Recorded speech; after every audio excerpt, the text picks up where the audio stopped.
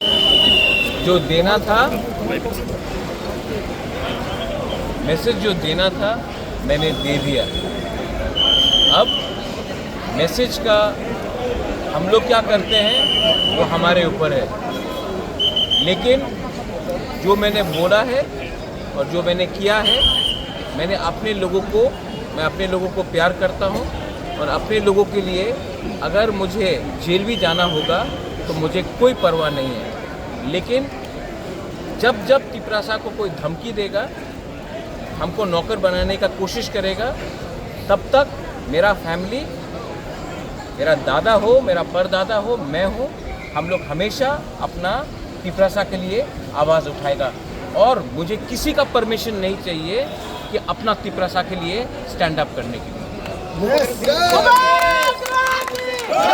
বিরুদ্ধে নয়, যে আমার বিরুদ্ধে আছে উনি ত্রিপুরা আর তিপরাসারে ভালো চায় না। আমি আমাদের মানুষের নিয়ে কথা বলেছে, আমি বলবো। আর আমি জানি যে অনেক বাঙালি আছে যে আমাদের সমর্থন করে, যে আমাদের বিরুদ্ধে আছে ওনার পলিটিক্যাল এজেন্ডা আছে কি তিপরাসা ত্রিপুরাতে চাকরি করবে, নকর থাকবে। আমি এই হইতে দেব না। Thank you.